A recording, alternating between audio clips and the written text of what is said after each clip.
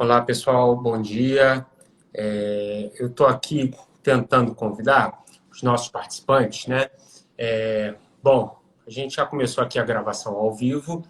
Vamos ver se os nossos convidados entram, né? A gente hoje vai tratar, né, nesse processo dos diálogos, né, com os autores, para tratar de obras que têm, enfim, marcado por sua qualidade, né, determinados temas. Hoje a gente vai trabalhar e vai abordar, né, vai bater um papo com o professor Rodrigo de Grandes. O Rodrigo de Grandes, eu acho que acabou de entrar aqui, eu o convidei, vamos ver se ele já entra, né? O livro do professor Rodrigo de Grandes, né? O Delito de Infidelidade Patrimonial e o Direito Penal Brasileiro. A gente vai conversar com o professor Rodrigo de Grandes, vamos ver se ele já está. Eu convidei o professor Rodrigo de Grandes agora para entrar na nossa live, e o professor Alaor Leite, que também vai participar da nossa live de hoje. Já convidei os dois, deixa eu ver se eles já estão entrando, né? Enquanto isso, pessoal, a gente já vai comentando sobre esse projeto nosso, Diálogos com o Autor. Já tivemos algumas edições, e vamos ter outras. Na semana que vem vamos ter um bate-papo conduzido pelo professor Vladimir Aras com o professor Andrei Borges, né? E no dia 19, né, exatamente, daqui a uma semana e um dia. E no dia de hoje a gente vai conversar com o professor Rodrigo de Grandes e o professor Alaor Leite. Estou esperando só eles entrarem aqui. Deixa eu ver. Bom, já acho que eu estou aceitando aqui os dois. Vamos ver. Para os dois entrarem. Estou tentando aceitar aqui. Não sei por que não está. O Rodrigo já acabei de conseguir. Já deve estar entrando. E o Alaor Leite também. Vamos ver se agora dá certo. Bom, estou tentando aceitar aqui. Coisas ao vivo, né? Como diria o Faustão, quem sabe faz ao vivo. Estou longe de ter a fama e o sucesso e, enfim, a competência do Faustão, mas vamos lá. Coisas que acontecem ao vivo. Estou tentando aceitar aqui. Estou clicando e não está entrando. Vamos ver se eu mando de novo o convite para aceitar. Não sei por que não está funcionando o aceite. Bom, vamos tentar de novo aqui, para ver se dá certo agora.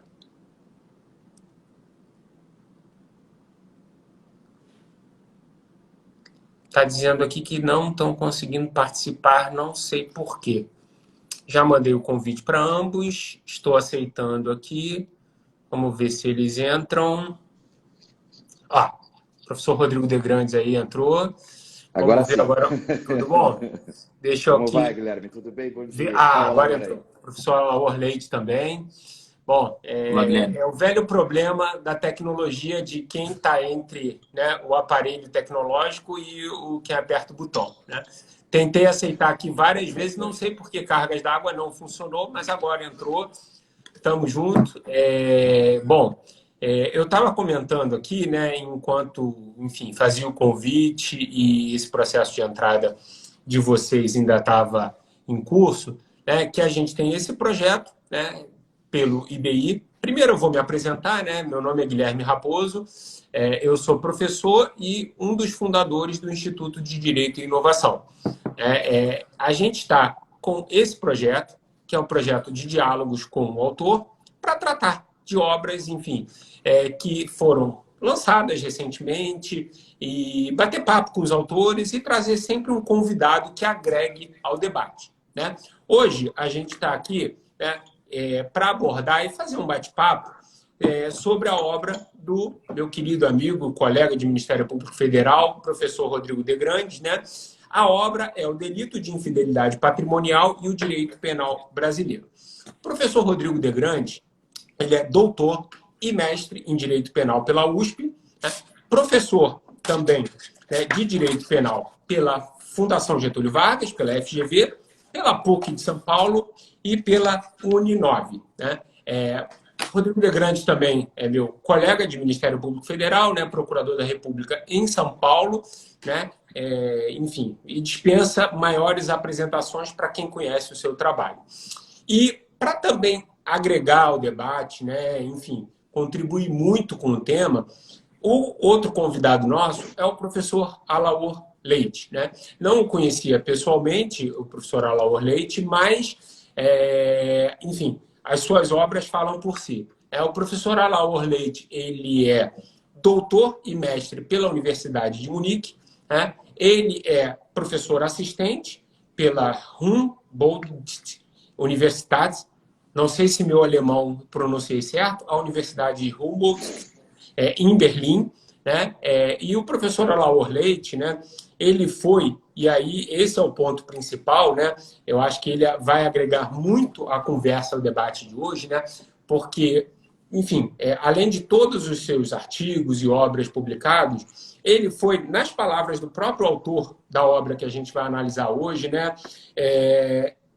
Um dos provocadores, digamos assim, um dos que suscitaram a ideia de abordar esse tema no doutorado que foi feito pelo professor Rodrigo de Grandes, né?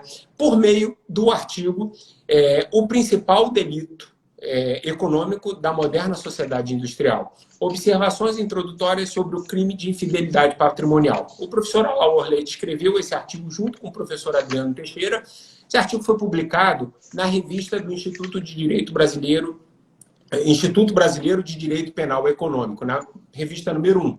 Né? E por conta desse artigo, e também o professor Rodrigo de Grandes menciona na sua obra, né, de uma palestra que foi feita pelo professor Luiz Greco, né, isso acendeu, né, a ideia de trabalhar e abordar com um tema de uma forma absolutamente inovadora aqui no Brasil. Né? O professor Alaor Leite foi o pioneiro a tratar desse tema, nesse artigo, e o professor Rodrigo de Grandes foi, digamos assim, aquele que pegou aquela ideia e deu um estudo mais aprofundado no seu doutorado. Né? No seu livro, e aí eu já vou passar a palavra para vocês, porque a ideia é muito mais ouvi-los do que me ouvir, né? Acho que todos que estão aqui nos ouvindo querem ouvir o autor da obra e o professor Alaor Leite, que tem muito a agregar, né? Mas só fazendo essa linha introdutória aqui, essa obra e a apresentação da obra também, eu acho que é importante para quem nos ouve, né? Essa obra foi fruto da tese de doutorado do Rodrigo de Grandes, né? Na USP. Nessa tese, o professor Rodrigo de Grandes, ele faz uma abordagem não apenas dogmática do que é o delito de infidelidade patrimonial, né? Ele volta os olhos também para o nosso ordenamento jurídico e faz uma análise político-criminal, né, da necessidade de uma tipificação autônoma desse delito. Na sua obra, e aí eu já abro um parênteses aqui para elogiar de uma forma muito contundente essa obra, né? O seu trabalho, Rodrigo, foi muito claro, muito didático e de igual forma com uma profundidade enorme, né? Isso é o que eu acho que é o grande diferencial de grandes autores, né? Você conseguir trabalhar com temas espinhosos, mas colocá-los de uma forma bem clara. Além de você trazer uma profundidade muito grande por um tema inovador, né, você fez uma abordagem muito completa do que é o delito de infidelidade patrimonial. Você trabalhou com os aspectos dogmáticos do delito de infidelidade patrimonial, trabalhou com a questão do bem jurídico, né? Você trouxe aqui diversas teorias sobre o bem jurídico, patrimônio, né? Não ficou numa visão muito rasa, que aí eu peço vênia, né, para dizer que muitas vezes na doutrina brasileira esse tema é tratado. Né? Você trouxe diversas teorias e se posicionou. Você trouxe uma análise político-criminal muito interessante acerca das lacunas, né, e uma crítica muito grande, né, na linha do artigo do professor Alaor Leite, né, das lacunas e o que enseja, o que resulta dessas lacunas, né, que é a ampliação da interpretação de determinados tipos penais que se aproximariam do que é a infidelidade patrimonial, e ao final você teve a grata e muito positiva, né, ousadia de propor um delito. Só que você não se limitou apenas a propor um novo delito, né? Você fez uma análise do nosso ordenamento jurídico e propôs também a derrogação e a revogação de alguns outros delitos. Na verdade, a sua obra não propõe uma ampliação do poder punitivo, propõe uma correção de lacunas, né? E, dogmaticamente, você chama a ordem, digamos assim, o tratamento que é dado para esses temas. Bom, essa é a obra, essa é a apresentação, mas como eu falei aqui, a gente está aqui, não só eu, mas todos que entraram aqui para ouvi-los, né? E aí eu vou pedir a permissão inicialmente do professor Alaor Leite, né, para dar a palavra inicial ao professor Rodrigo de Grandes, né? E já fazendo uma pergunta inicial, professor Rodrigo de Grandes. Assim, bom, eu já adiantei aqui que o artigo do professor Alaor Leite foi, segundo palavras suas no livro, né, em grande medida, algo que suscitou, né, em você, despertou em você o desejo de estudar esse tema. Mas vamos lá. Além desse artigo e além da palestra do professor Luiz Grego, o que te levou a trabalhar com esse tema? O que é a infidelidade patrimonial? Né? Vamos começar por aí.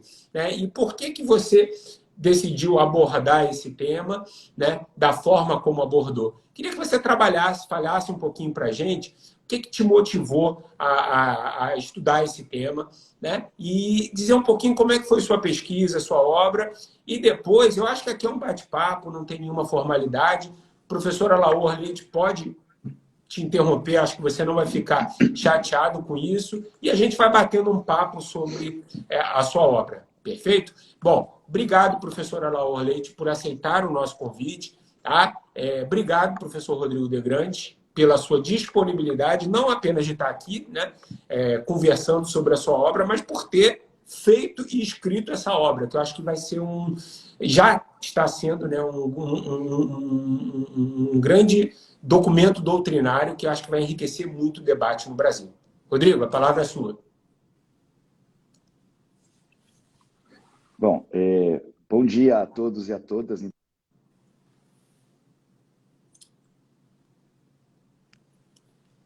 Acho que falhou um pouquinho a sua internet, Rodrigo. Eu acho que agora acho que melhorou. Tudo bem? Melhorou, Bom agora dia. foi. Só porque eu comecei a falar, a internet ficou instável.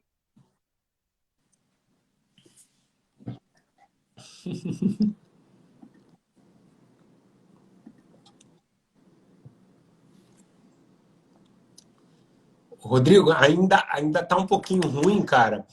Eu vou fazer o seguinte, você quer sair e eu te convido de novo? O seu perfil é @rdgrandes, né?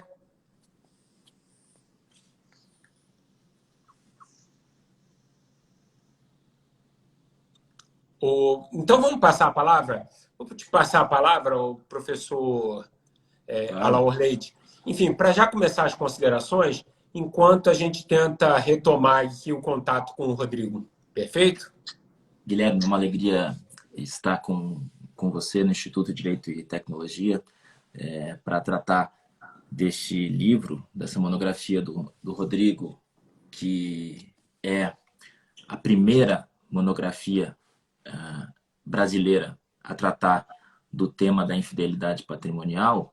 E antes de dizer o que é ou o que significa a infidelidade patrimonial, é preciso dizer desde logo que é um contraste. Você mencionou logo na sua introdução, enquanto o Rodrigo Rodrigo retorna. Aqui, Rodrigo, eu dizia que... Desculpe. Não há nenhum... Mas eu falava antes de vocês entrarem, né?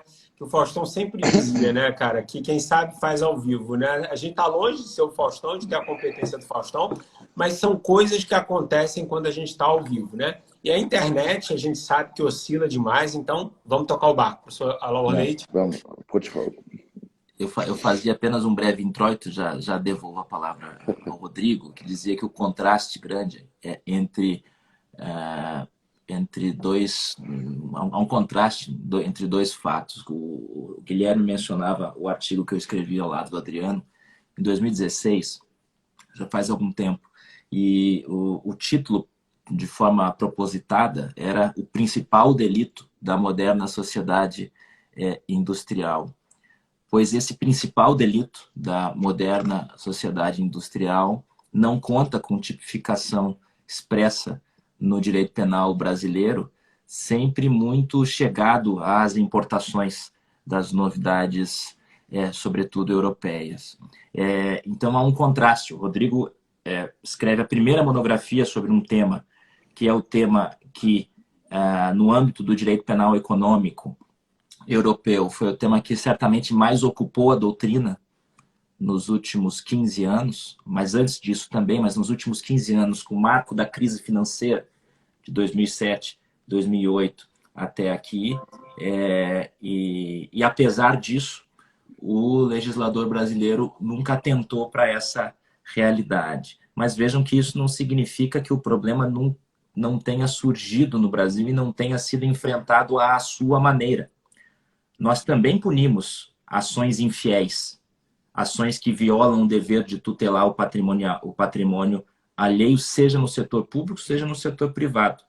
Mas nós fazemos à nossa maneira, com o delito de peculato no setor público, com o delito de gestão temerária de instituições financeiras, com o delito de emprego irregular de verbas públicas, artigo 315 do Código Penal, e outros delitos que apresentam manifestações de ações infiéis.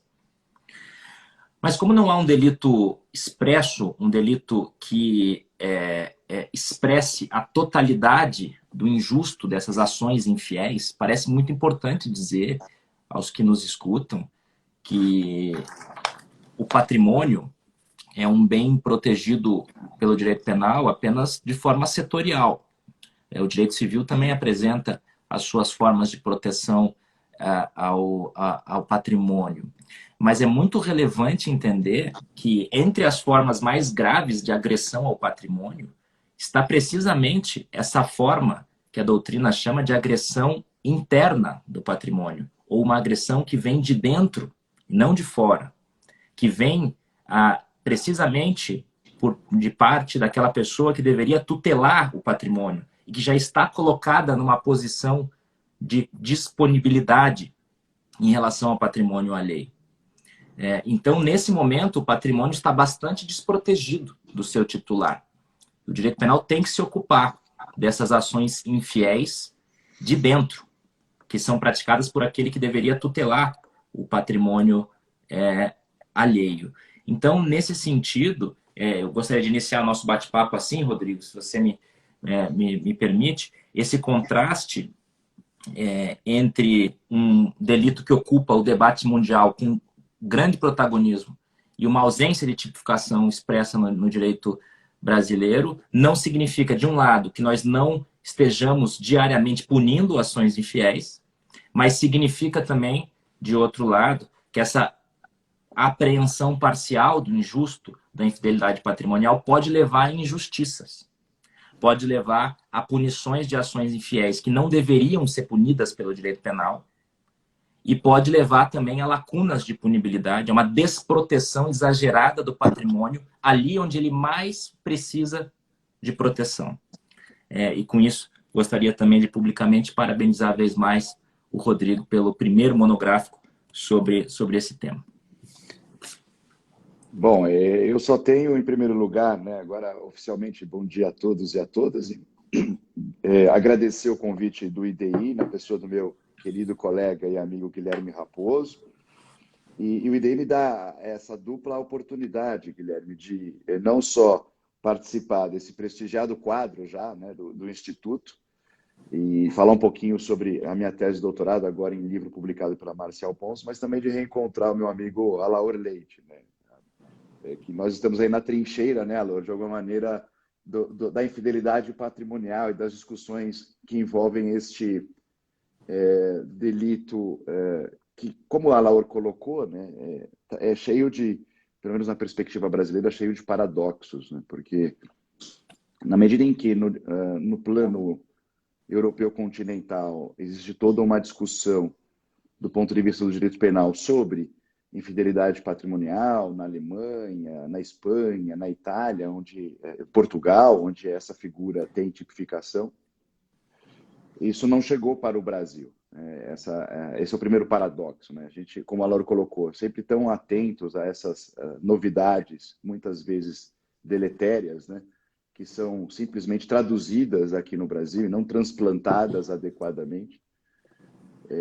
O Brasil simplesmente esqueceu do delito. E eu acho que a minha proposta no doutorado e no livro é de que a infidelidade patrimonial no Brasil resolveria muitos dos problemas que hoje nós enfrentamos, e eu já vou tentar enfrentar as suas perguntas.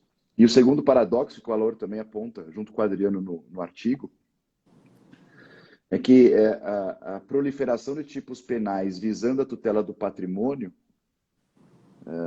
não significa uma adequada proteção. Parece que quanto mais tipos penais, menos proteção, justamente pela falta de um critério político-criminal e, obviamente, posteriormente, um critério ou uma mensuração mais adequada, mais ciosa em relação à dogmática desses mesmos tipos, né?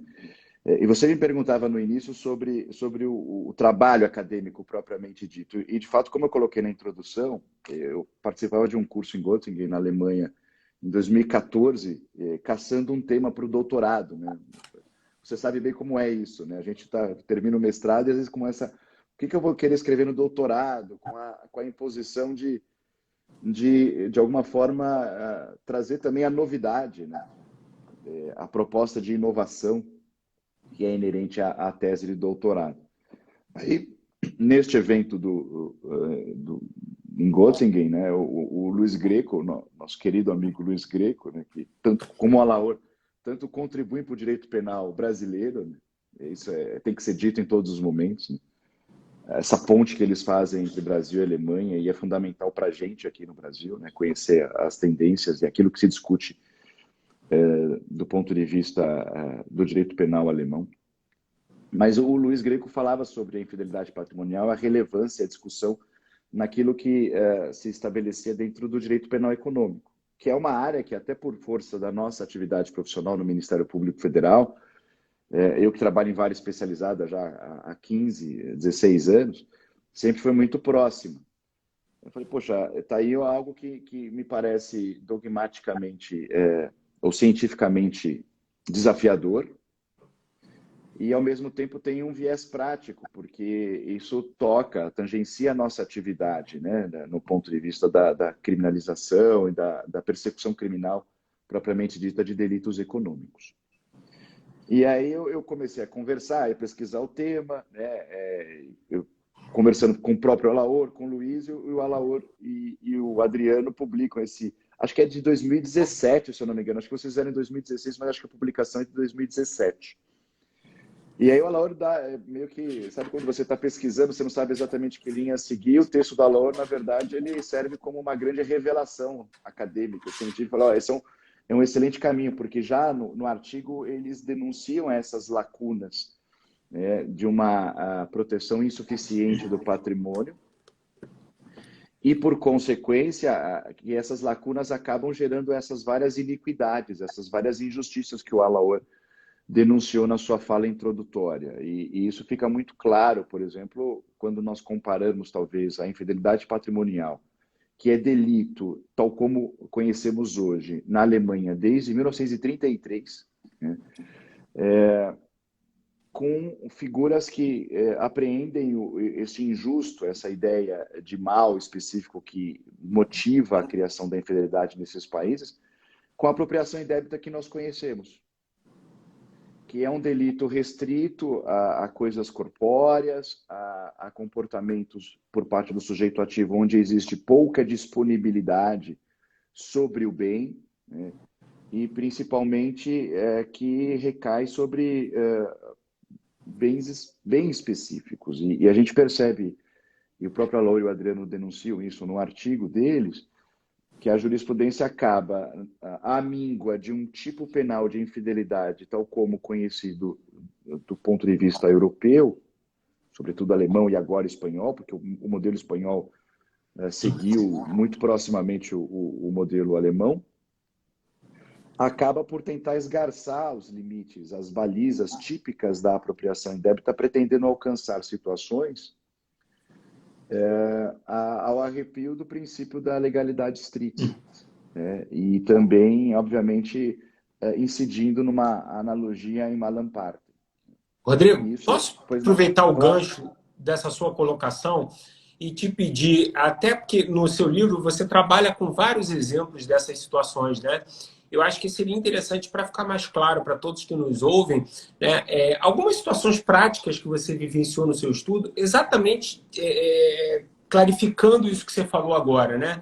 Porque, assim, o pessoal pode perguntar, poxa, mas você já tem apropriação indébita, a pessoa tem a posse ali da coisa e ela inverte, você já está protegendo, para usar uma expressão que o professor Alaor usou, você já está fazendo uma proteção de uma agressão de quem vem de dentro, né, de quem viola algum dever de fidelidade. Por que a gente precisaria de um tipo autônomo de fidelidade? E aí você, no seu livro, você aborda diversas situações práticas que mostram isso, sem querer dar spoiler, mas já dando, por exemplo, a limitação do próprio objeto da apropriação indébita, né?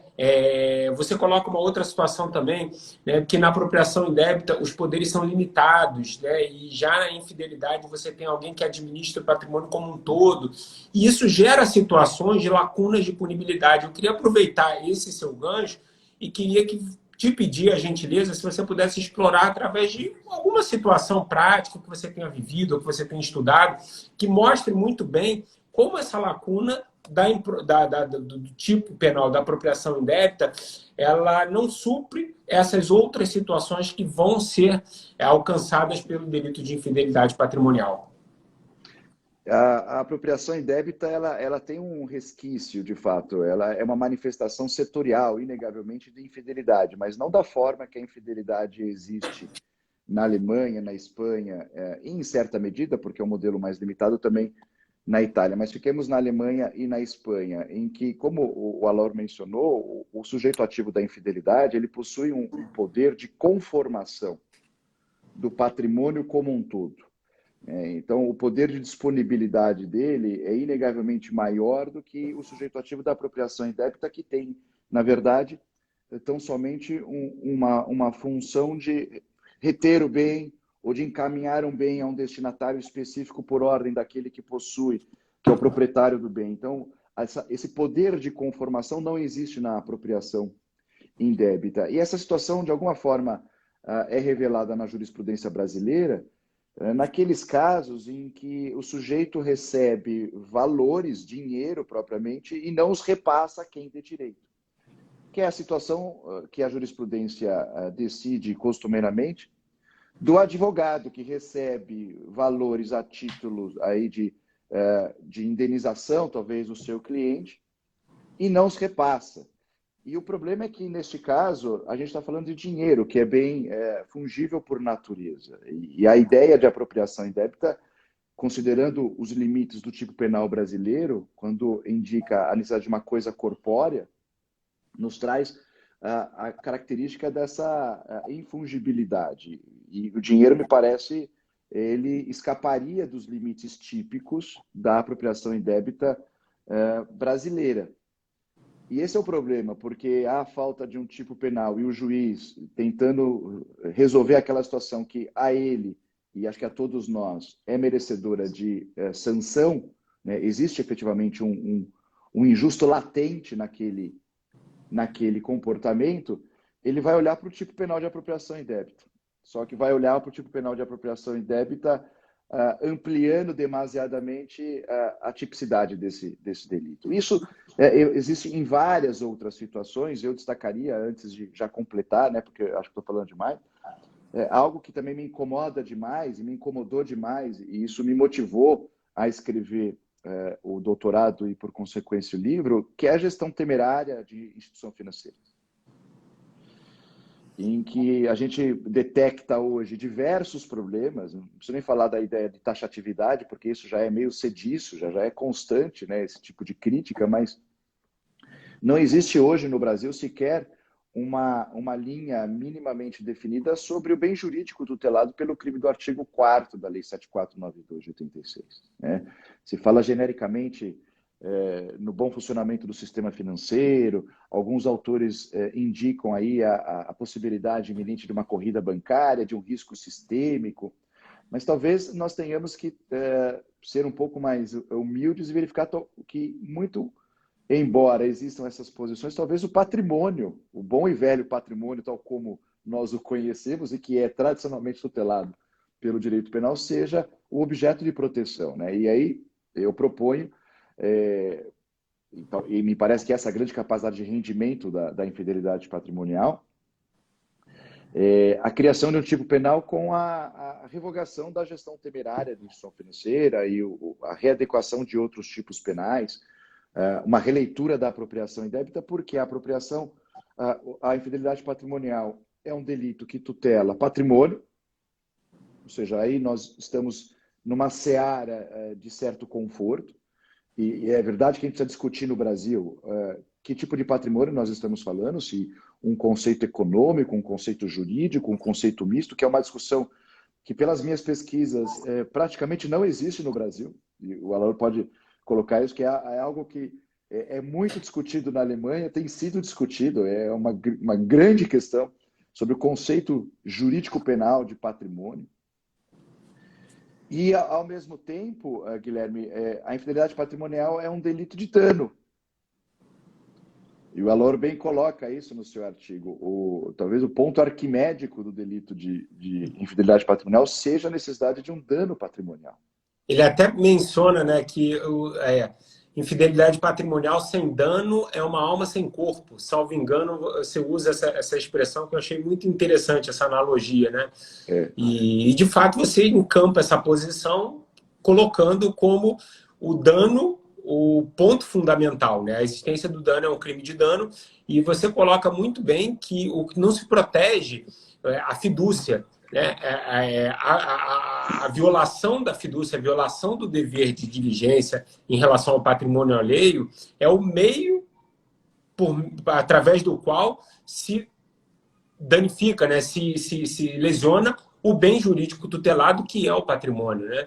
Enfim, eu acho que isso é uma colocação bem interessante, que você deixa claro ali, né, os limites do tipo penal, na medida em que não há, enfim, pode haver tentativa, evidentemente, se não houver a lesão ao bem jurídico tutelado, mas o dano, ele é um elemento fundamental. Você não está protegendo algo abstrato como o dever de fidúcia ou diligência em relação ao patrimônio, né?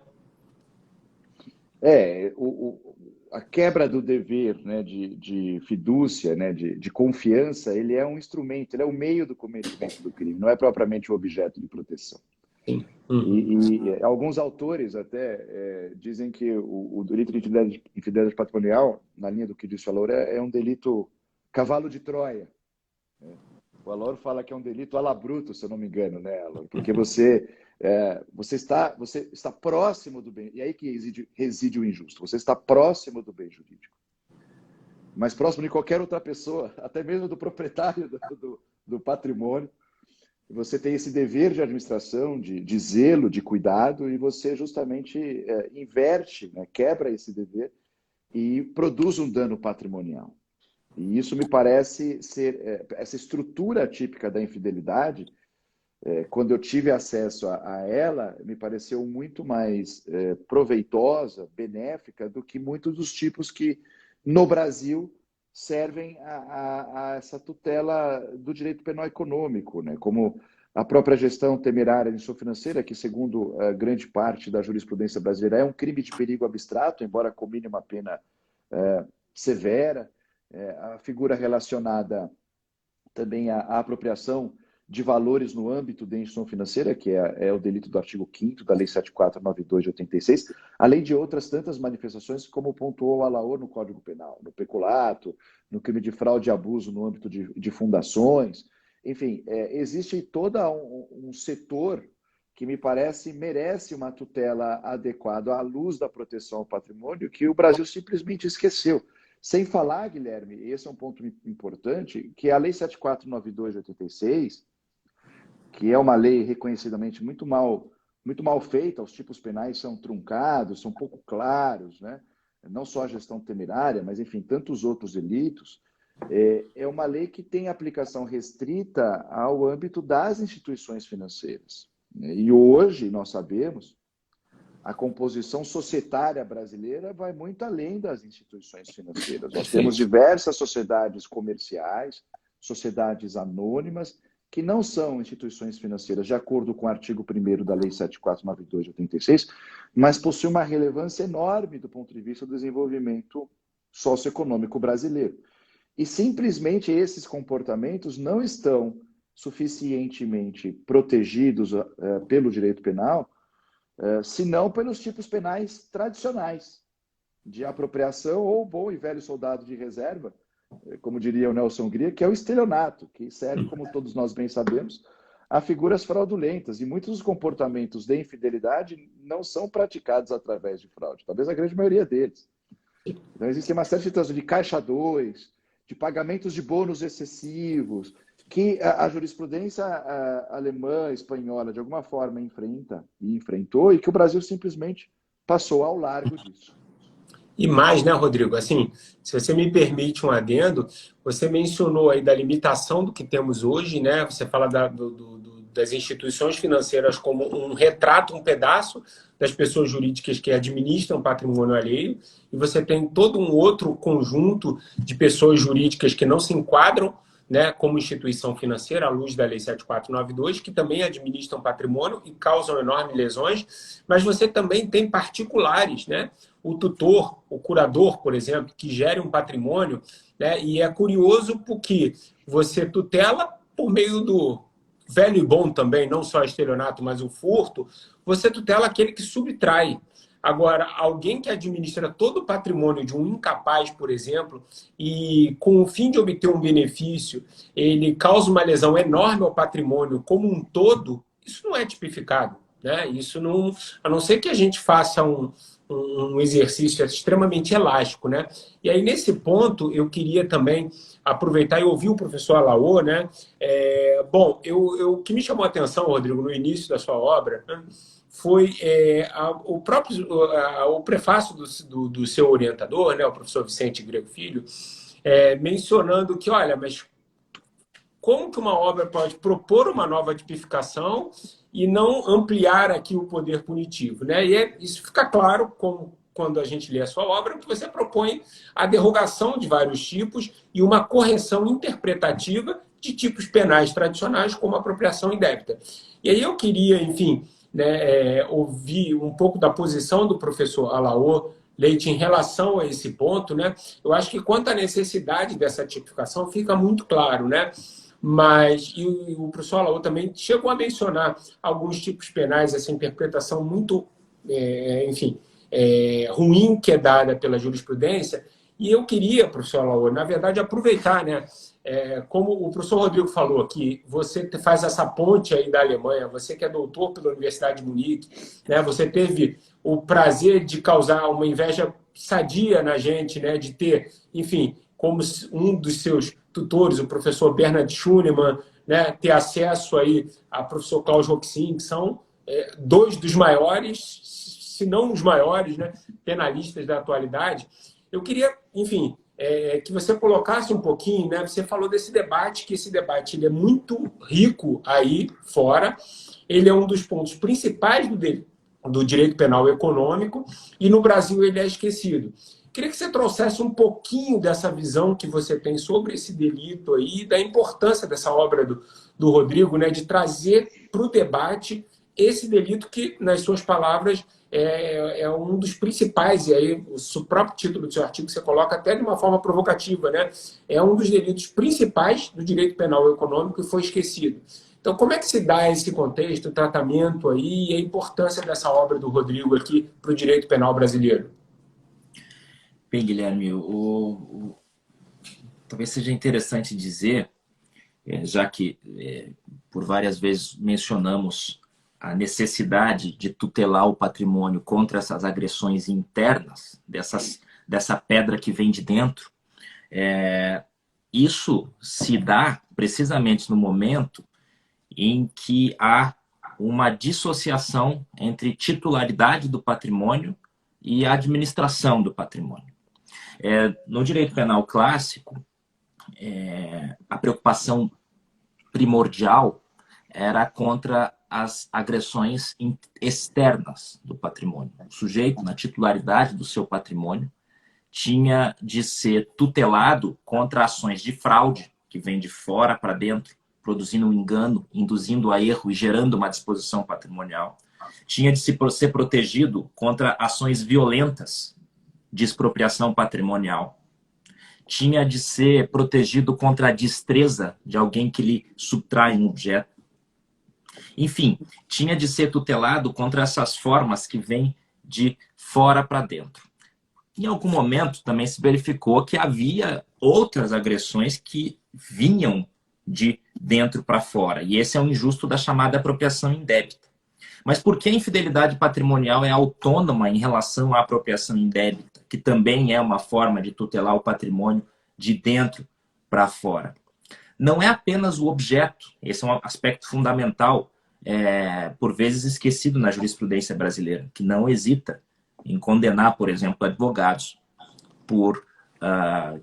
que levantam alvarás judiciais com valores de clientes, não repassam aos clientes.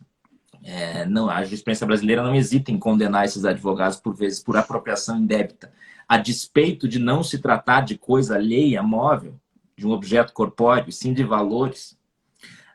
Mas a despeito disso, não é apenas o objeto que diferencia esses dois delitos, apropriação indébita e infidelidade patrimonial. É como o Rodrigo já adiantou na sua fala, o grau de discricionariedade que aquele que administra o patrimônio alheio tem em face desse patrimônio. Porque quem aluga um carro e tem de devolver 2 dias depois e não o devolve, e se apropria do bem, não tem margem de administração em relação a esse carro.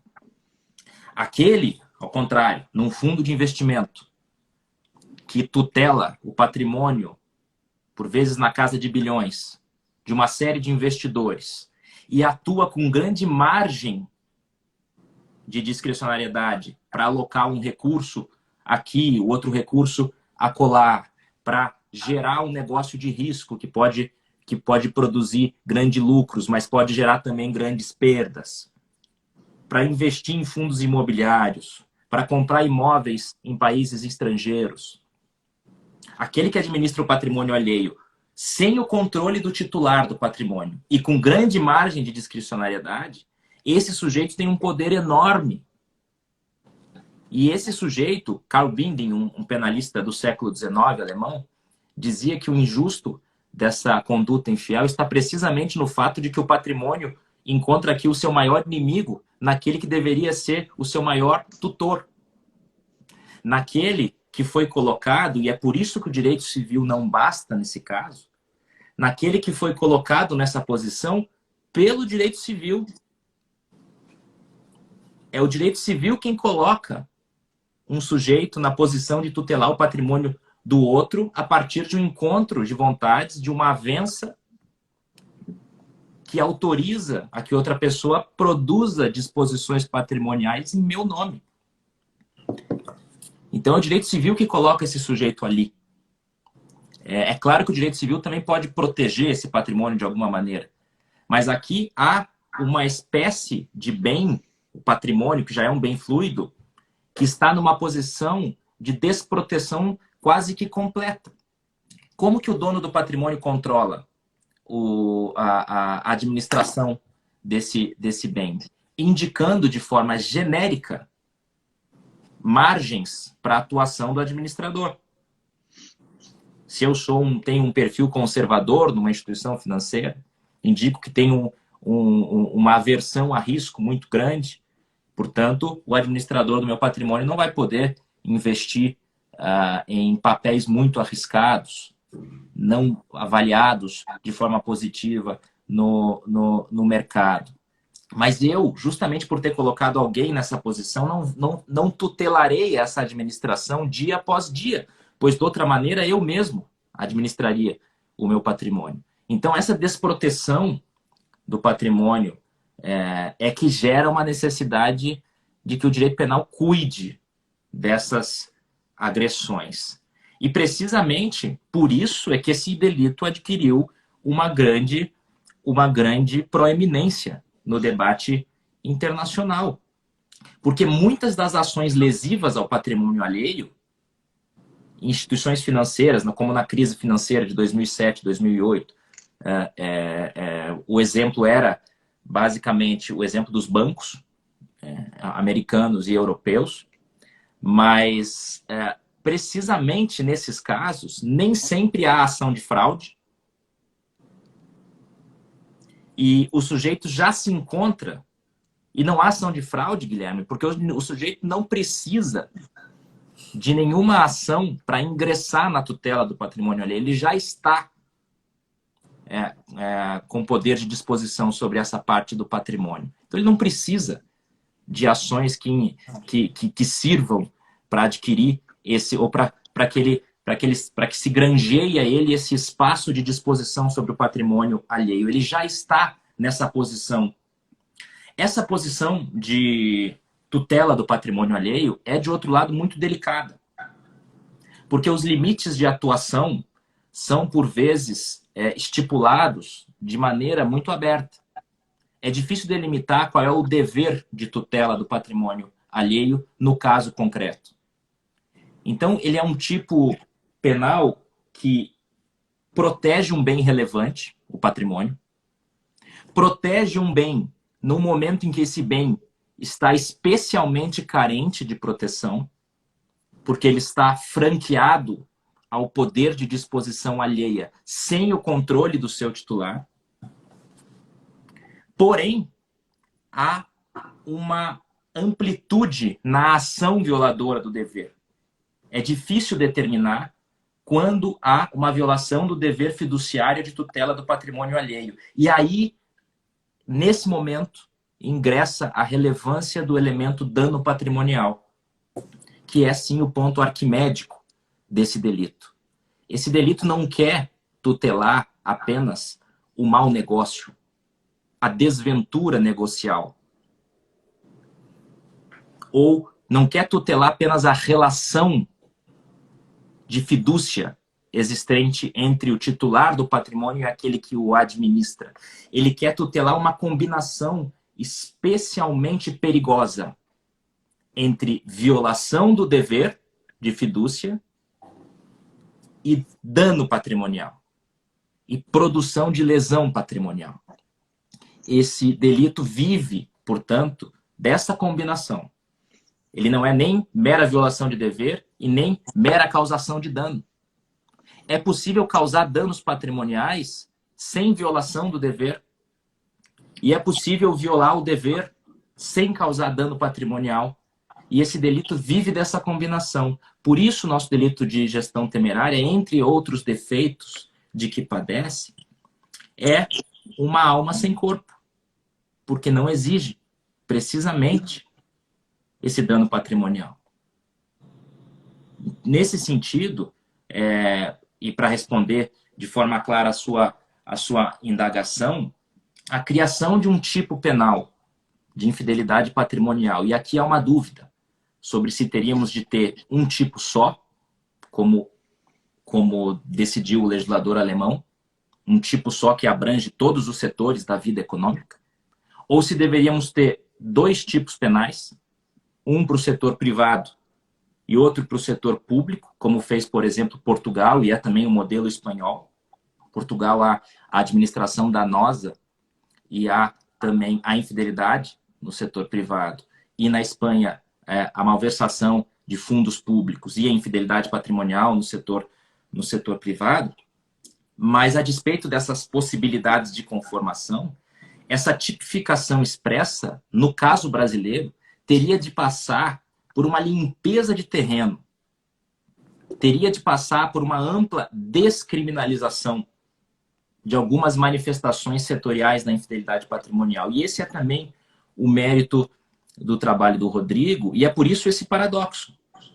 Como pode alguém propor um tipo penal e, com isso, racionalizar a intervenção do direito penal? Ora, precisamente porque essa captação total do injusto da infidelidade patrimonial, que combine violação do dever e dano patrimonial, precedida de uma ampla descriminalização das manifestações setoriais desse delito, realizaria aquele que é o maior anseio do direito penal, que é proteger o patrimônio contra essas agressões mais graves, mas não atingir outras ações infiéis que não causem, por exemplo, danos patrimoniais, e de não atingir algumas outras violações que podem, essas sim, serem objetos apenas da tutela do direito civil, e resguardar para o direito penal apenas um cerne, um relicário daquelas ações infiéis que são as que carecem de maior proteção. Então, propor um tipo penal, em algumas ocasiões, pode significar punir menos e com maior racionalidade.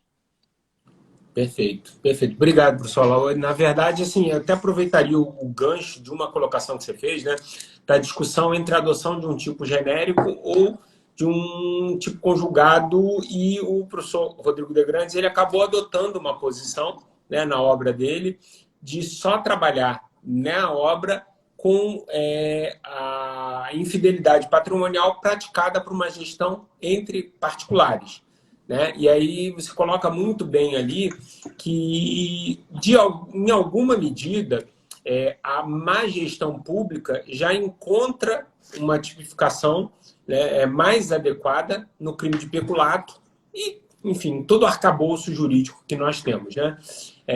E aí você optou por trabalhar, né, com a questão do danos aos particulares. E eu já queria entrar, porque a gente já está com cerca de 50 minutos de live, nessa parte final, na tipificação em si. Queria que você comentasse um pouco, Rodrigo, sobre a tipificação em si. E eu estou com a sua proposta aqui, né? Enfim, você coloca, e aí eu vou ler rapidamente, né? E queria que você comentasse algumas coisas. Você propõe sistematicamente, né, a introdução do artigo 168B de bola, faz até uma crítica muito própria e contundente ao 168A, que sistematicamente não deveria estar ali, porque não é um delito propriamente contra o patrimônio, é um delito previdenciário, né? Mas, enfim, como existe o 168A e o 168, que é a apropriação indébita, eu acho que a colocação sistemática mais adequada, de fato, seria, né, ali. E você propõe como a conduta a ser tipificada, né, o ato de abusar dos poderes de administração de um patrimônio que lhe foram incumbidos por lei, por ordem legal ou negócio jurídico, e aí você faz ali a discriminação dessas três formas, seguindo a linha do direito comparado, né, e deixa claro que, na verdade, essa questão é muito exemplificativa, porque qualquer assunção fática de administração do patrimônio estaria englobado, né? E aí coloca um especial fim de agir, o fim de obter vantagem de qualquer natureza, mediante infração do dever de salvaguarda e causando um prejuízo.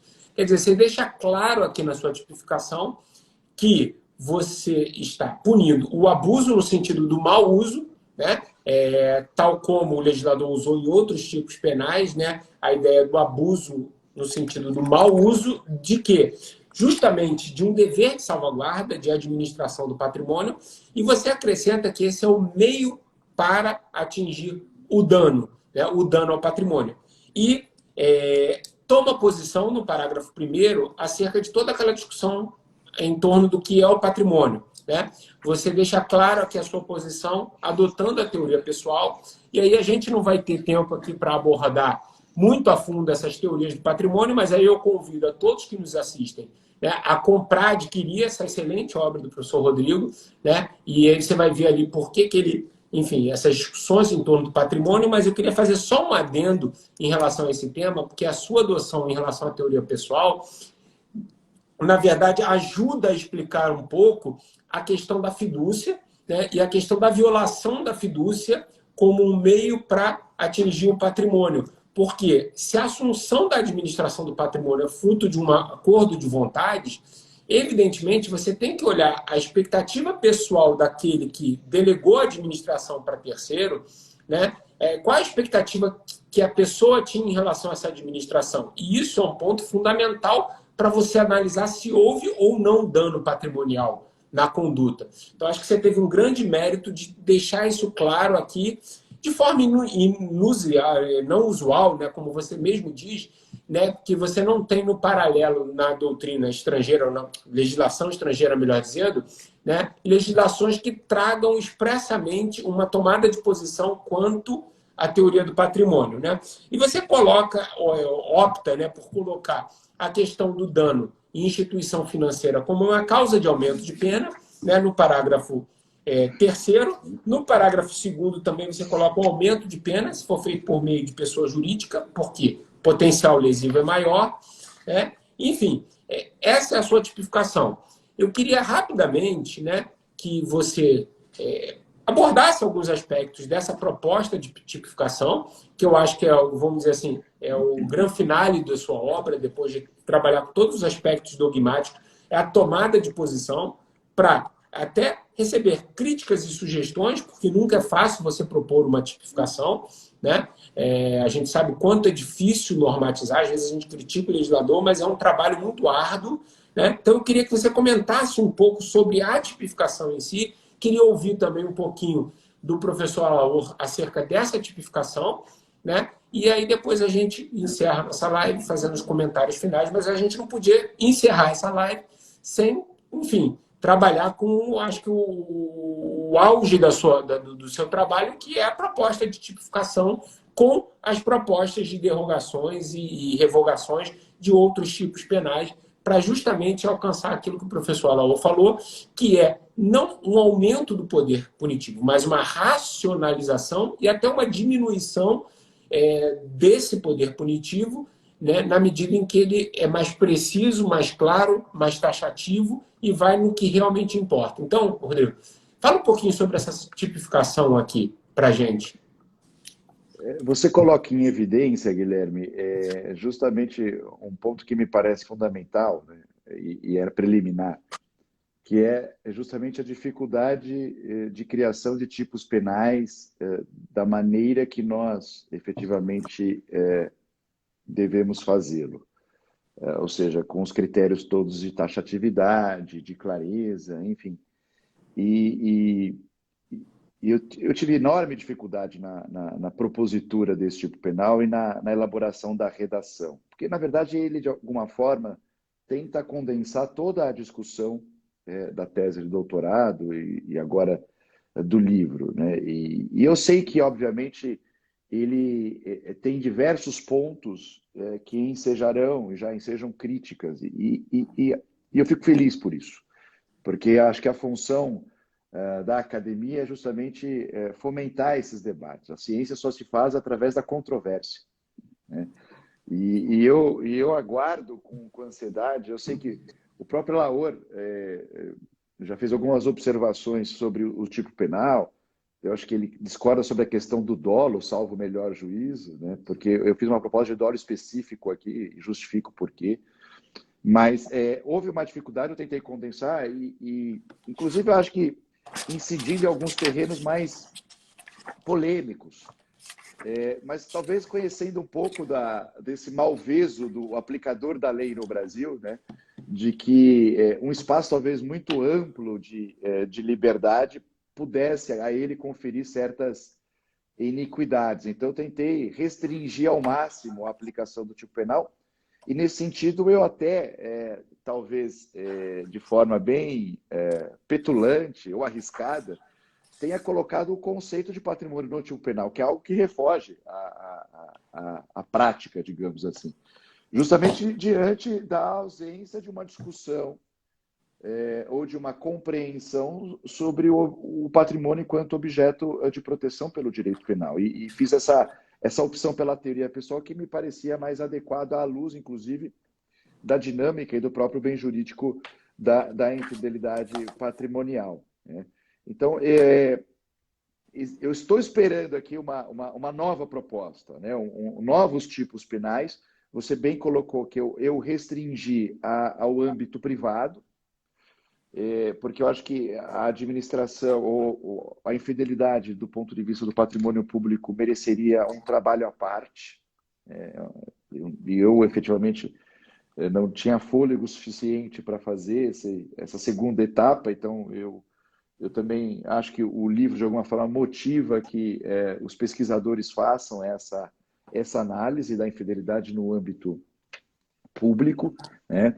E tento aqui, obviamente, colocar no tipo penal uma infidelidade que se amolde às características do direito penal brasileiro, com as suas virtudes e seus vários defeitos. E foi nesse sentido que eu coloquei casos de aumento de pena, né, em relação, por exemplo, à instituição financeira, ou mesmo às pessoas jurídicas, porque considero que talvez o potencial danoso da infidelidade no âmbito das pessoas jurídicas é maior do que aquele, em regra, tá? É maior do que aquele estabelecido, como você colocou, entre pessoas físicas, no caso de tutela e curatela, as instituições financeiras, considerando também a economia pública, de alguma forma gera também um dano maior, ou tem aptidão de causar um dano maior e ser merecedor, né? Eu destacaria que eu coloquei uma pena de inabilitação, porque me parece importante no contexto dessas condutas em que a própria administração, né, o caráter profissional do sujeito ativo acaba servindo como meio para o comportamento delitivo. Isso, de alguma forma, acontece já no direito posto brasileiro, a lei de lavagem de dinheiro prevê algo semelhante, né? E encerrei no parágrafo 5º, também é uma proposta que me parece merece ser debatida também, como o próprio tipo penal, considerando a ação penal como pública condicionada à representação, que me parece, uma certa tendência, né, inclusive já veiculada em alguns projetos, em relação às ações penais dos crimes patrimoniais sem violência ou grave ameaça. O próprio pacote anticrime, agora modificando a ação penal no crime de estelionato, tornou, né, uma ação penal pública condicionada à representação. Mas são propostas que, na verdade, servem muito mais como provocações, né? Talvez no sentido de retirar o legislador dessa letargia que nós detectamos, né, que o Alaor e o Adriano denunciaram em 2017, e possa efetivamente enfrentar isso no sentido de proporcionar uma readequação a todo o sistema de proteção patrimonial, né? Enfim, eu acho que a ideia justamente além, obviamente, de cumprir uma determinação inerente ao doutorado, né, que é a inovação, né, a proposta da tese, propriamente dita, é provocar, talvez, né, colocar as pessoas envolvidas, os pesquisadores, os penalistas, num campo de discussão que a gente possa ter, num futuro próximo, espero eu, um tipo penal de infidelidade patrimonial que, de alguma forma, afaste essas lacunas que estão sendo aí tanto denunciadas e comportem, né, e acarretem uma maior racionalização do sistema de proteção penal ao patrimônio. Um princípio privado, propriamente dito, mas sem prejuízo, obviamente, de discutirmos a proteção também do patrimônio público nos moldes de Portugal, da Espanha, ou eventualmente de um tipo penal que se aplique a todos, como acontece do ponto de vista germânico. Perfeito, Rodrigo. Antes de passar só para o Alaor, deixa eu só fazer uma correçãozinha. Não houve nenhuma petulância da sua parte no parágrafo 1º de propor uma definição do patrimônio. Eu acho que foi uma ousadia e uma ousadia positiva, né? Eu acho que foi muito interessante e repito aquilo que eu falei sobre a parte da discussão que você traz do patrimônio, né?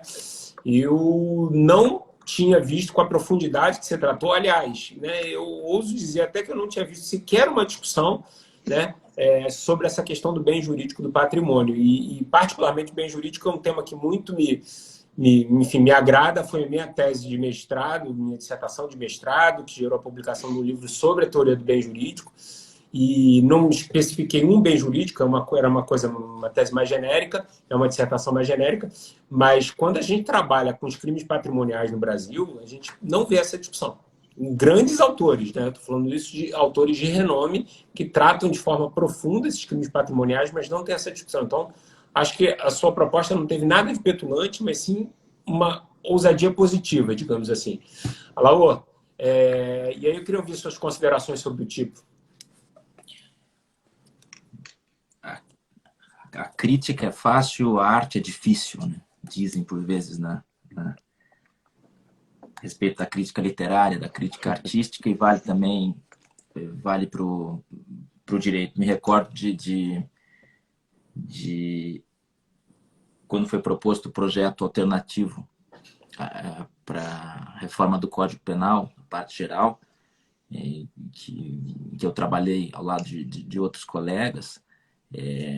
Essa proposta alternativa veio um pouco em face dessa constatação de que após 5, 6 anos de críticas ao legislador, aos projetos que vinham sendo apresentados, era preciso que a ciência brasileira desse um passo e apresentasse, então, o que ela considerava ser um bom ponto de partida, né, para a discussão.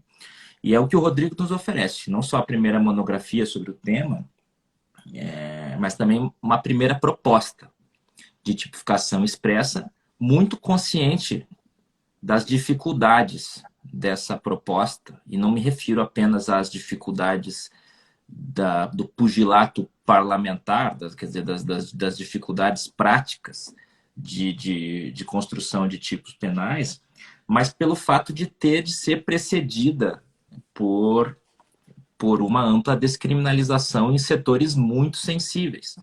A reforma da Lei 7492 é anunciada desde que ela entra em vigor, e não foi consumada até os dias atuais.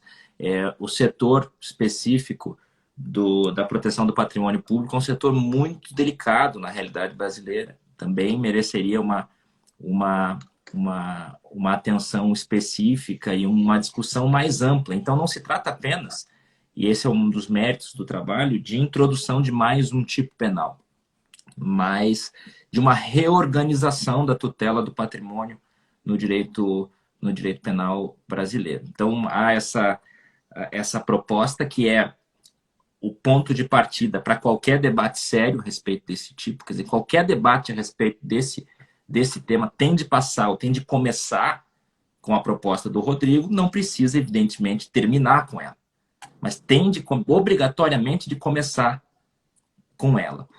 Essa dificuldade aqui é muito grande, eu gostaria de noticiar muito rapidamente. O tipo penal alemão é acusado, desde que entrou em vigor, de não corresponder aos anseios do princípio da legalidade. Ser um tipo penal muito amplo, precisamente por esse elemento violação de dever, que é um elemento amplo. O legislador português tentou, no plano do tipo, reduzir o espectro de atuação desse tipo, indicando que essa violação tem de ser grave, violando gravemente os deveres fiduciários, algo que a jurisprudência alemã tinha desenvolvido para restringir um tipo penal muito amplo. Então, já antevendo a realidade brasileira, é preciso que o legislador entre nós seja mais restrito do que foi o legislador alemão, e talvez se mire mais no exemplo português do que no exemplo alemão nesse sentido. E há muitas coisas que merecem atenção nesse tipo. Em primeiro lugar, se temos de considerar qualquer violação de deveres fiduciários de natureza societária. No direito societário se discute muito a chamada Business Judgment Rule, essa regra que é o porto seguro do administrador do patrimônio alheio. Quer dizer, se ele tomou a decisão com base numa estrutura, numa base fática informacional suficientemente e em acordo com a margem de discricionariedade que lhe cabia, essa é uma decisão que não pode gerar nenhuma consequência para o administrador, tem de ser protegida. Em que medida isso tem de ser acolhido pelo direito penal ou não, se temos de resolver isso já no plano do tipo, ou se é um problema para a jurisprudência. Nós temos a vantagem de ser atrasado, Guilherme, é que a gente pode observar os erros alheios, né? Quando a gente está atrasado décadas, a gente pode observar a gente tem um material empírico de decisões judiciais e de discussões parlamentares em outros países que podem ser argila para uma boa elaboração brasileira, né? Quando o Rodrigo menciona a questão do dolo, o Rodrigo propõe no tipo de abuso que seja com o fim de obter vantagem de qualquer natureza em benefício próprio ou de outrem. Ele coloca esse como um elemento do tipo, que não está, o que não consta dos outros modelos europeus. E o faz na tentativa de limitar o tipo. Mas o que eu me pergunto é se limitar é sempre um bom propósito, mas por vezes o que tem de ser equilibrado aqui é uma proteção eficiente do patrimônio com uma restrição legítima da atuação do tipo penal para que ele não incida em hipótese em que ele não deve incidir. Então, é claro que o tipo tem que ser limitado, mas a limitação não pode desproteger o patrimônio que o tipo quer tutelar. Então, é um equilíbrio muito difícil de ser encontrado. Eu penso que esse elemento não deve compor, só para mencionar esse, já que o Rodrigo mencionou, porque, por vezes, o dano patrimonial na tutela do patrimônio alheio é causado por uma violação grosseira dos deveres de tutela, mas que não vem vinculada com a obtenção de ganho próprio ou alheio. É apenas uma violação grave de um dever, é um equívoco grosseiro na tutela do patrimônio alheio que gera dano patrimonial. Por exemplo, só para ilustrar isso que por vezes fica muito abstrato, num fundo de investimento, um sujeito que tem o perfil conservador e proíbe desde logo a aquisição de papéis arriscados, chamados negócios de risco, que podem colocar em perigo a totalidade do patrimônio administrado. É uma proibição quando a avença é feita, quando o sujeito então entrega o seu patrimônio a esse fundo, a esse administrador, ele deixa claro essa impossibilidade. E o sujeito para eventualmente obter lucros para a instituição financeira, e aqui poderia se discutir se nesse caso tem a obtenção de lucro alheio ou bater uma meta, sempre já preenche esse elemento ou não, mas podemos imaginar o caso de que o sujeito simplesmente ignora essa proibição e realiza esses negócios sem nenhum ânimo de obter lucro para si ou para outro, mas com ânimo, veja só que interessante, esse é o caráter delicado desse delito, com o ânimo de gerar lucro para o titular do patrimônio, e não de obter lucro próprio. Mas ele viola gravemente um dever que era condição para que ele pudesse administrar o patrimônio e causa dano ao patrimônio. Será que aqui também não é justamente contra essas ações que o direito penal tem que proteger o patrimônio? Aqui há muitas variáveis de dolo, da intenção, enfim, mas o que eu penso é que temos aqui o material para debater esse tema, para que a partir disso possamos recortar o âmbito desse tipo, antever as discussões patrimoniais. Por isso o debate do conceito de patrimônio é um debate, sim, relevante, que não se encontra. É muito estranho que a dogmática do estelionato no Brasil tenha podido ser desenvolvida sem um debate sobre o conceito de patrimônio, porque é um elemento essencial do tipo, né? Mas assim foi, né?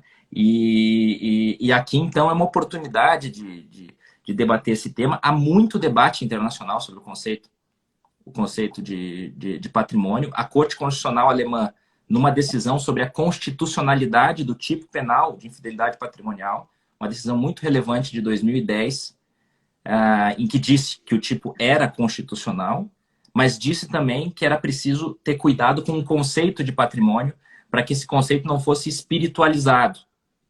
Então, a Corte também exige que, para uma condenação por infidelidade patrimonial, haja uma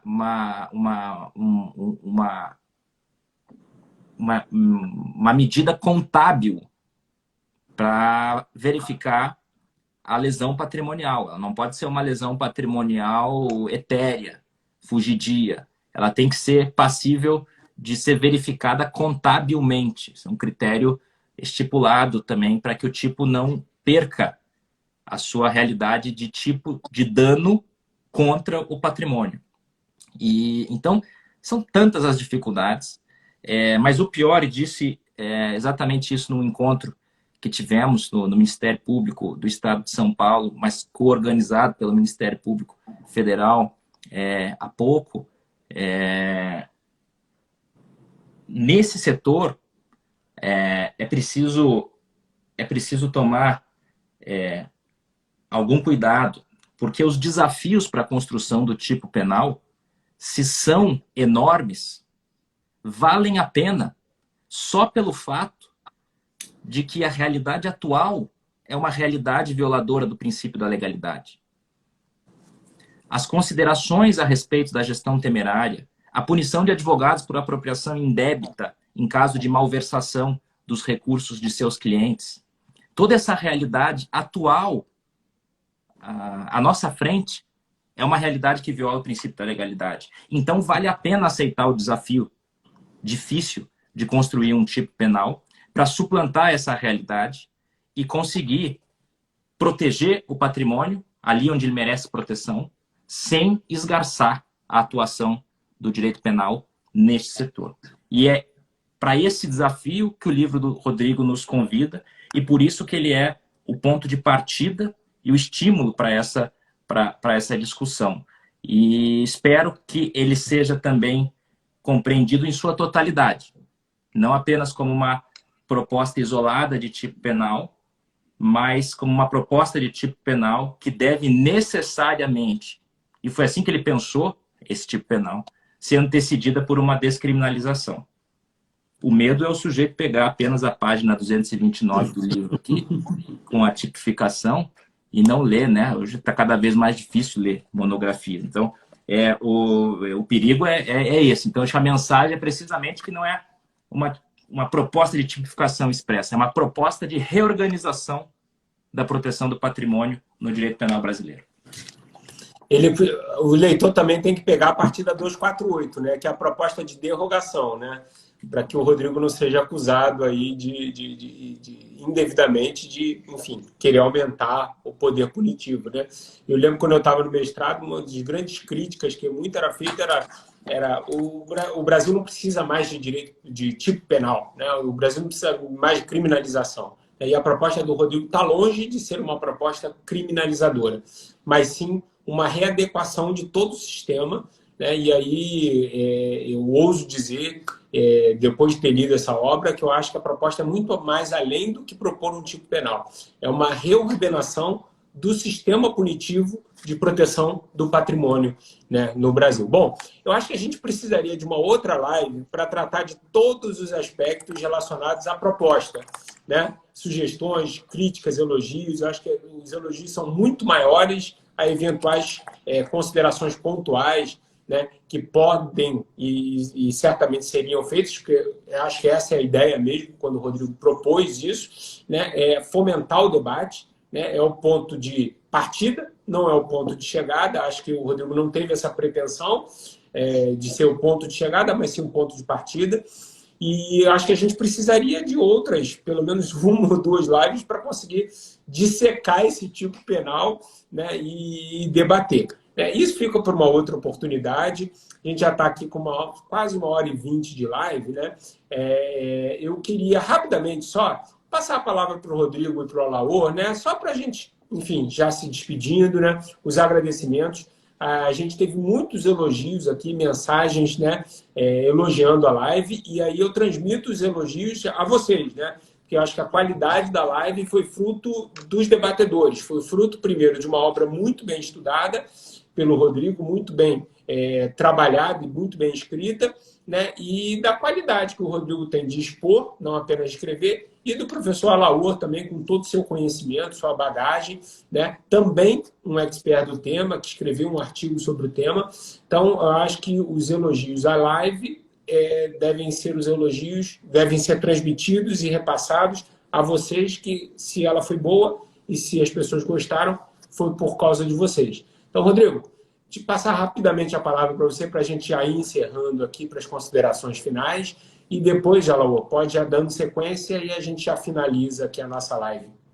Bom, Guilherme, eu só tenho a agradecer mesmo a oportunidade, né, que o IDI nos conferiu hoje, nesta manhã, para falar sobre o livro, sobre a pesquisa. Eu acho que a ideia mesmo que nós temos, né, que de alguma forma tentamos conciliar nossa atividade profissional, nossas atividades profissionais no Ministério Público, também como professores e pesquisadores, é justamente fomentar o debate, né? E eu acho que o IDI justamente nos proporciona mais uma oportunidade de incentivar, de instigar a discussão sobre esses temas que me parecem tão relevantes e que, além, obviamente, do caráter dogmático, possui uma aplicação prática, uma relevância empírica enorme. Então, eu tenho só mesmo a agradecer, a cumprimentar mais uma vez o Alaor, né? Porque sem o Alaor e o Adriano, o trabalho não existiria na forma, pelo menos, em que foi concebida, né? E o Alaor, além de ter escrito o artigo, ele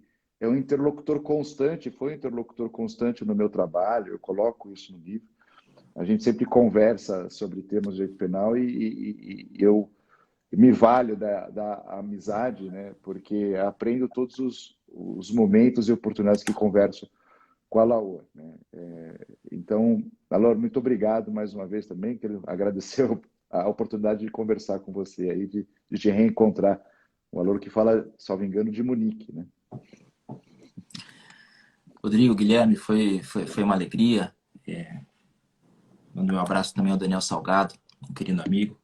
E seria um sonho se cada proposta legislativa do direito penal brasileiro viesse precedida de um estudo monográfico, viesse precedida de um debate amplo, de uma reflexão plural que atente para os fundamentos teóricos de uma criminalização, mas também para as consequências práticas, que envolvem todos os atores do sistema de justiça criminal. Essa é a oportunidade que temos diante de nós. Repensar a tutela do patrimônio no direito penal brasileiro. Nesse setor de enorme relevância prática, estamos mencionando há mais de uma hora delitos como peculato, emprego irregular de verbas públicas, gestão temerária de instituição financeira, apropriação indébita. São delitos centrais para o direito penal que poderiam ser enriquecidos a partir de uma reflexão mais profunda sobre o tema da infidelidade patrimonial. A minha expectativa é de que a monografia do Rodrigo seja esse impulso, movimente a academia, movimente as instituições que participam da justiça criminal e possa, em algum momento, provocar o legislador para promover essa mudança no direito penal brasileiro. E toda oportunidade em que eu puder, de alguma maneira, contribuir para esse debate, podem contar comigo, sobretudo nesse tema que me acompanha há algum tempo, mas não só. Toda a oportunidade de conferir racionalidade à aplicação e à construção do direito penal brasileiro será, para mim, sempre uma oportunidade de dar sentido à nossa própria atividade, que transcende as bibliotecas em que nos escondemos, que ultrapassa o ar-condicionado e deve encostar na realidade. Muito obrigado, Guilherme, foi uma alegria estar com você, o Rodrigo, querido amigo. Felizmente conseguimos nos encontrar há pouco e espero que consigamos nos encontrar em breve. Foi uma alegria, contem comigo no Instituto de Direito e Tecnologia.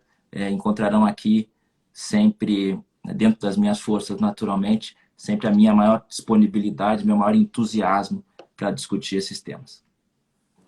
Bom, eu acho que a gente que tem que agradecer, né? A gente tem que agradecer Rodrigo, Alaor. Assim, para mim foi particularmente um debate muito agradável, leve, e eu saio, enfim, desse debate com muito mais, enfim, gana de me inteirar do tema, de estudar, né? Porque, como o Alaor falou, né? Assim, só tem sentido todo estudo e horas de dedicação em bibliotecas se isso transcende, né, os muros de uma livraria, de uma biblioteca, de do debate universitário, né? E eu acho que o Rodrigo tem esse grande mérito de propor algo que transcende, né, apenas uma discussão acadêmica, não que a discussão acadêmica por si só não seja relevante, né, mas ela é muito mais relevante quando ela tem esse conteúdo prático, né, de provocar um debate que realmente nos proporcione construir um direito mais, enfim, né, não só apenas mais justo, mas um direito penal que não seja tão suscetível ao arbítrio, e isso é ruim não apenas para defesa, para quem é acusado, mas para a gente, né?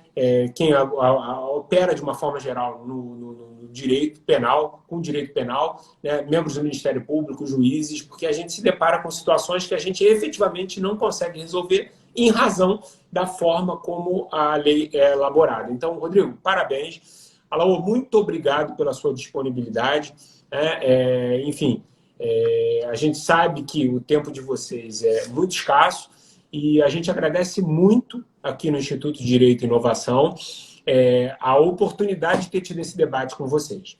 E esse debate, como eu falei no início da live, ele se insere numa série de debates que a gente tem feito de diálogos com os autores de livros e de obras, enfim, de grande repercussão. Na semana que vem, a gente vai ter, no dia 19, né, às 17h30, né, o debate em torno da obra do nosso colega e amigo também de Ministério Público Federal, o Andrei Borges, de Mendonça, a obra Cooperação Internacional no Processo Penal, a transferência de processos. A gente vai contar com a mediação do Vladimir Aras, né, nosso grande amigo Vladimir Aras, também sócio do IDI e professor do IDI, e também da professora Carolina Yumi de Souza.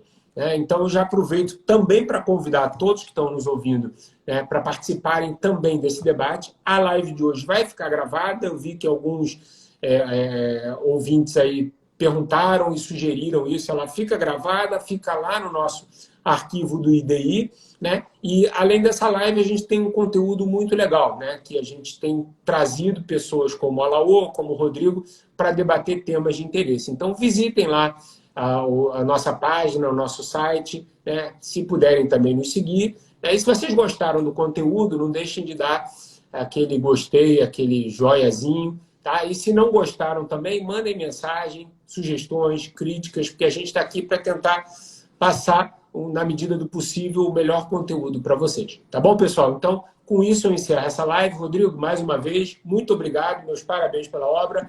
Alaô, muito obrigado, foi um prazer enorme te conhecer, enfim, virtualmente, mas pessoalmente, hoje em dia, né, o virtual e o pessoal já se misturaram, né, já conhecia da obra, né, e só essa live de hoje só confirmou a ótima impressão que eu tinha em relação a você como doutrinador e agora também como pessoa.